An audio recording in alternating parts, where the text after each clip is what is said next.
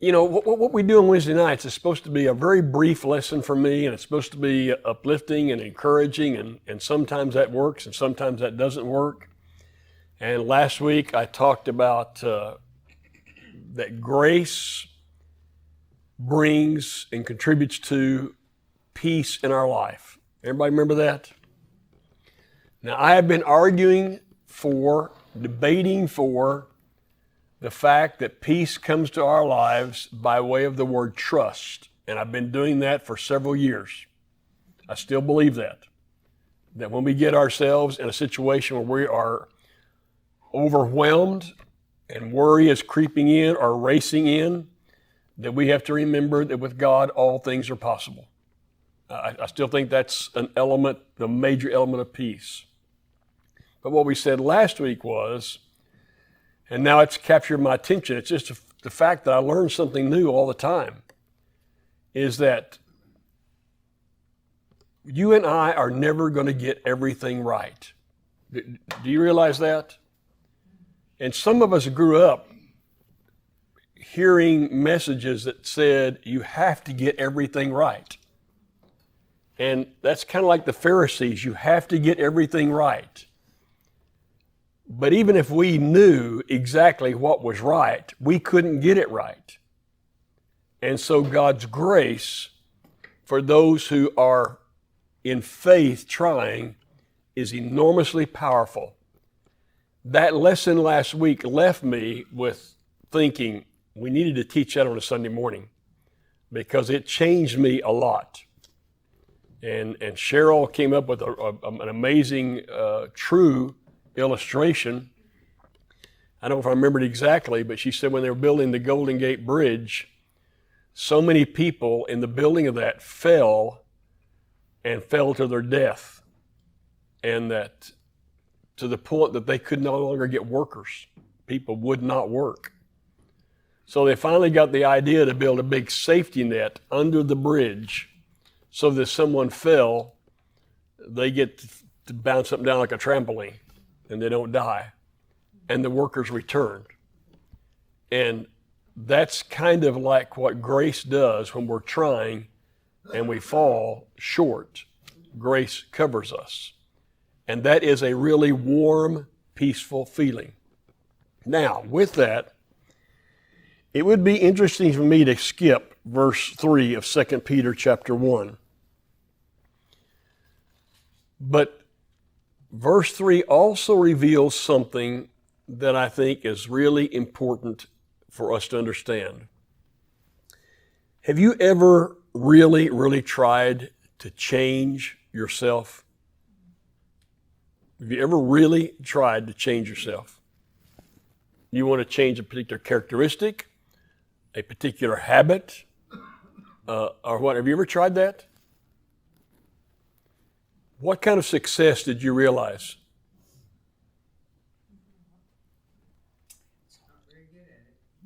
I have, I think as much as anybody, taken certain things in my life and said, I'm going to change this thing in my life and I'm going to be different here. And I have modified that behavior. I have moved that behavior sometimes maybe 5 degrees.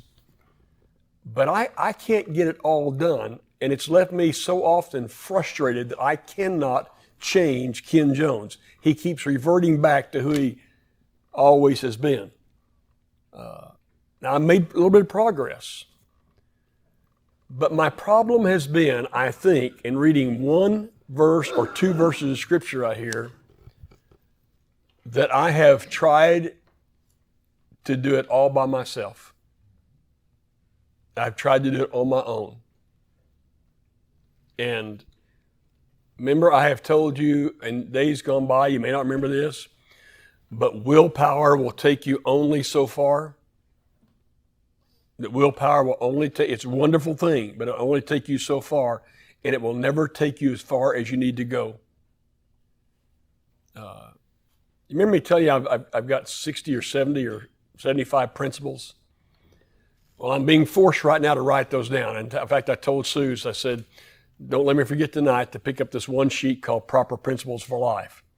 It's only 12. I've gotten the other about 70 already in a book that they're about to put together.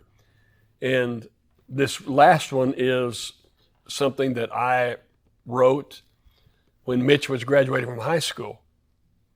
And Susan was going to a salad supper at church, and I said, you're going to have to go out to eat with me at Outback Steakhouse in Lubbock. Only you got to listen to me talk for an hour. Now, that was debatable where he's going to go or not. But I handed him this sheet of paper that said Proper Principles for Life. Had 12 of them on there. And I said, I need you to know that if you can get one half of these incorporated into your daily life, life is going to treat you very well for the rest of your life. And I think he did pretty well with it. I actually think he's done pretty well with those principles. Principles have to do with willpower. They have to do with me learning how to modify my behavior. I think everybody needs to learn these principles and live by principles. That's what the book of Proverbs is all about. But with my best effort, it never takes me far enough. Everybody can understand that? So watch what this says. His divine power has given us everything we need for life and godliness through our knowledge of Him who called us by His glory and goodness. Through these, He has given us His very great and precious promises, so that through them you may participate in the divine nature and escape the corruption in the world caused by evil desires.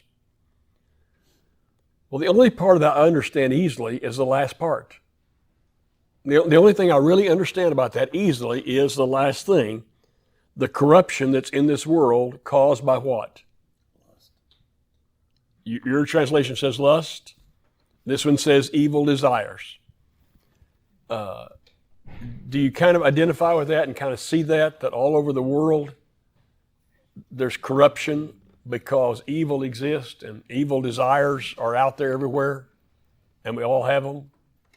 I mean, I kind of understand that one, but it's the first phrase that I think I've ignored.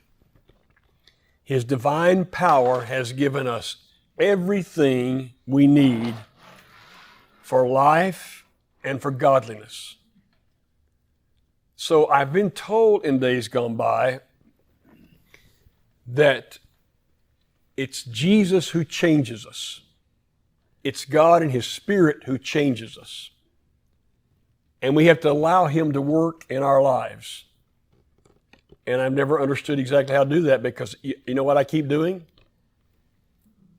I keep trying to change myself.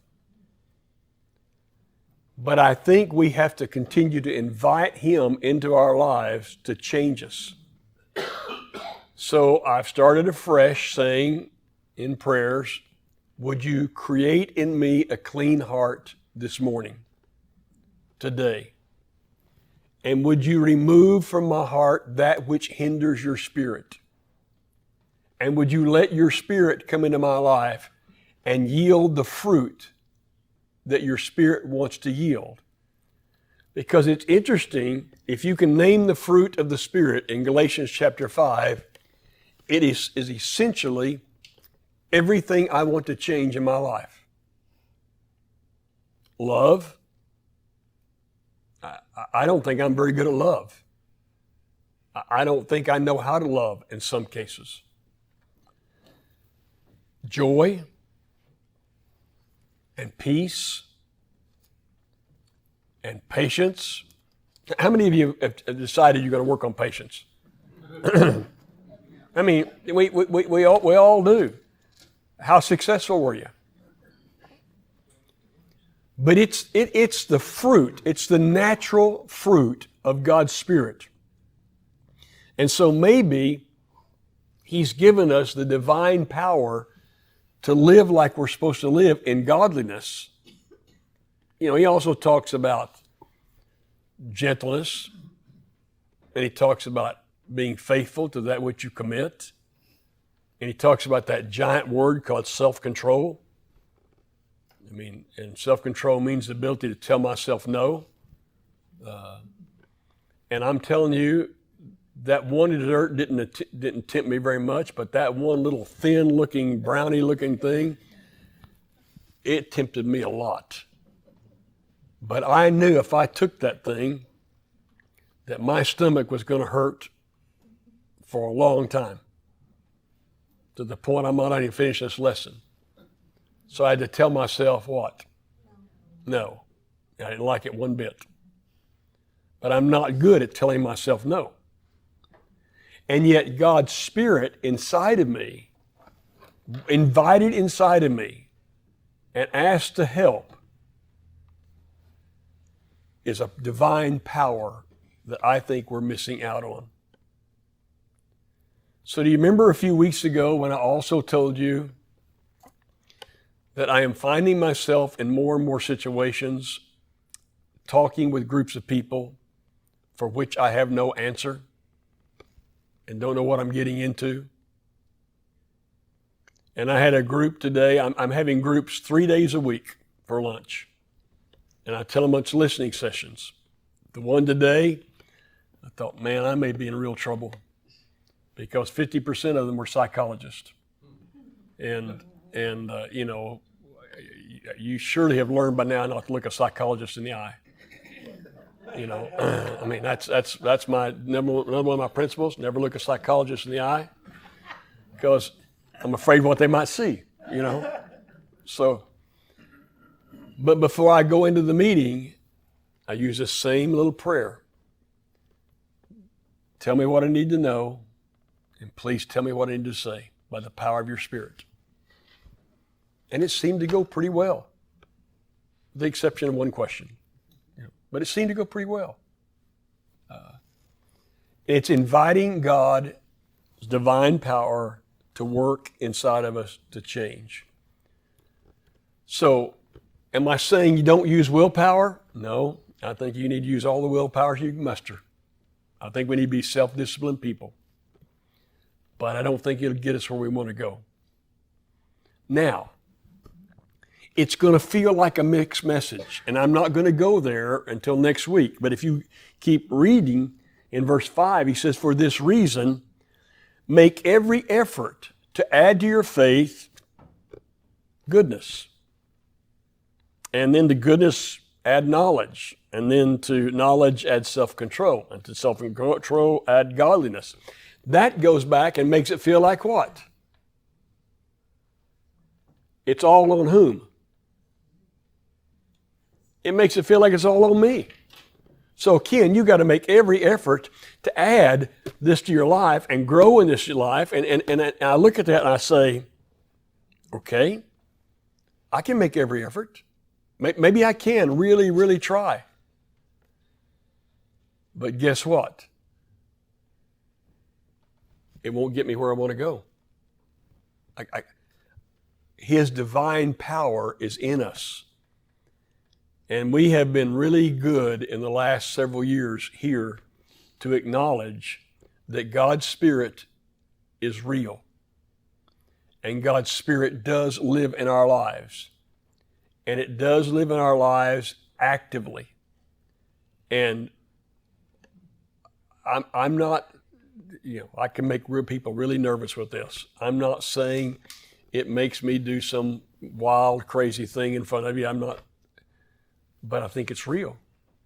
I think it works in my life to change me and to help me and to help me know what to say and help me know it's, I almost never get up in front of you without asking for that power to work. And I always say, it's not about me or what I say, it's about what you want to convey to these people. And would you do that?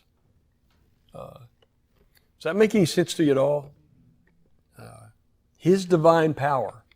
Yes, I have to make effort.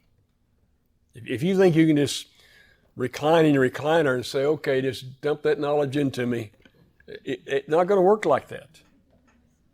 But if you put yourself in the right environment and you make your efforts and you beg Him to show you, before I look at Scripture, beg Him, what does this mean? What do I need to know here? And all of a sudden, something appears. And I think, wow, that's really helpful. I've learned something. Does that make sense? So you're not by yourself. That's the whole point. We're not doing this by ourselves. We have each other, and that's to encourage each other along the race, but we're not by ourselves because God left His Spirit in us for a reason. And before we get through John's gospel, and I promise you, I wish I could go back to David. I wish I could go back to Acts, and I wish I could even go back to Romans, because I think they're all three easier than John's gospel.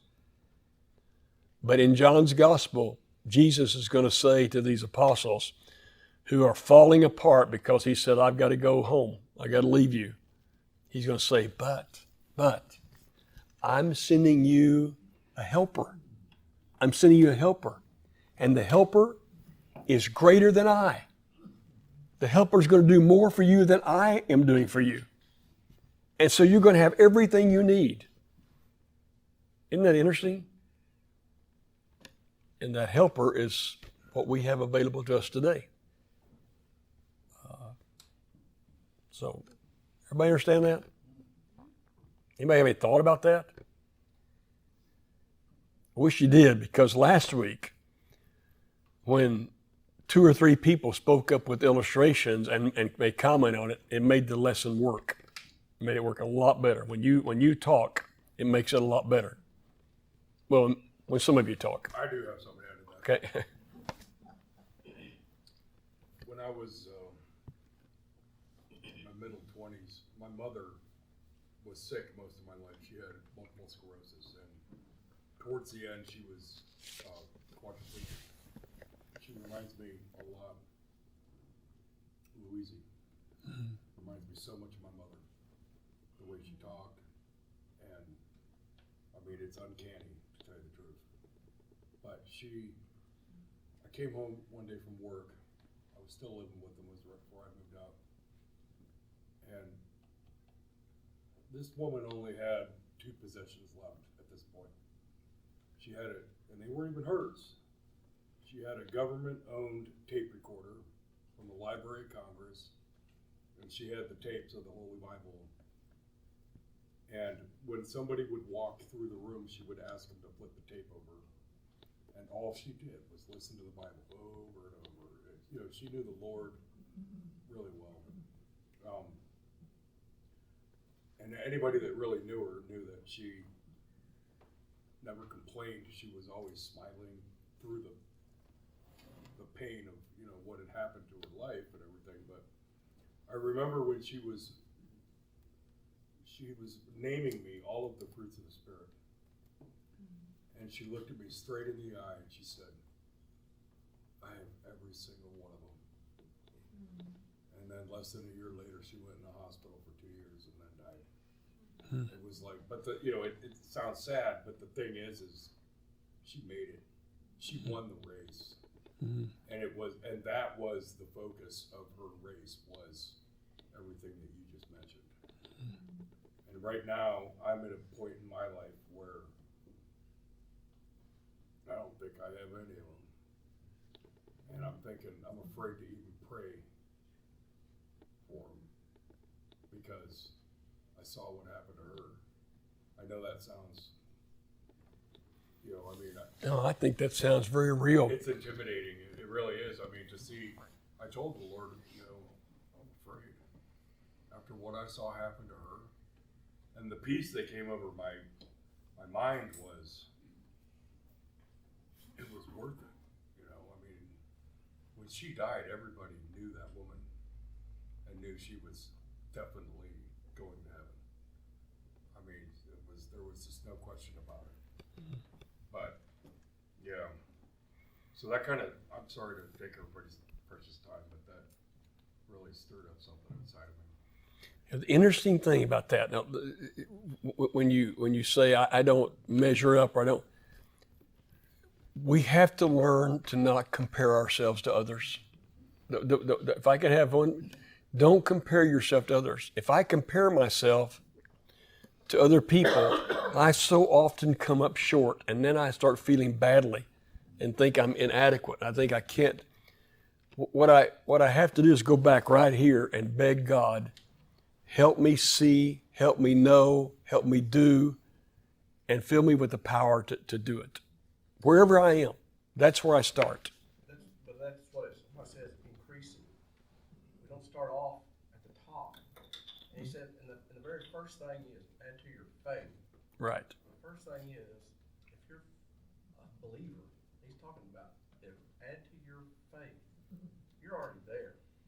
Now, in increasing measure, you're not going to, I have trouble with love. I can't quite grasp what that one is. But to me, that's the pinnacle. Add to your faith, godliness, and brotherly kindness, gentleness. Those things I can kind of start increasing on, and because we don't start at the top. See, that's perfect. That is exactly right. We don't start at the top. There's to go on with what Greg said. There's a word in the Bible that we don't talk about very much, and I've been keeping a list in my Bible every time I run across this word, and it's practice. We're told over and over to practice righteousness and peace and love, and because we don't always get it right. I mean, I may study for a test and get half of it wrong, but we just practice and we do it again and again, and eventually we do get it. And I know Greg's feeling about love. I mean, because I watch, and I really think some of us get love really mixed up, but I see some people, and I mean, they love to hug and they love to do all this stuff, and I grew up in a family, and I got two brothers, and one of them comes up and hugs me. We got real trouble, and it's just we didn't. It wasn't the way it was. Now we may come up and slug each other, but we didn't hug each other. Okay, and so I walk into a Cox world and think, whew, I mean, these folks are weird, and because it's all this lovey-dovey, and I think, I don't know how to do that. And I so often tell God, I don't know how to do what you're asking me to do. But then I go back and read what I really think it is and think, it doesn't have to look like that. So be careful about comparing yourself to these others. Start where you are and add and grow. I think that's important. So anyway, I'm supposed to be encouraging you. I may not be encouraging you tonight. I may be confusing you, but there's a power within us that's greater than us that's here to help us. And that gets exciting to me.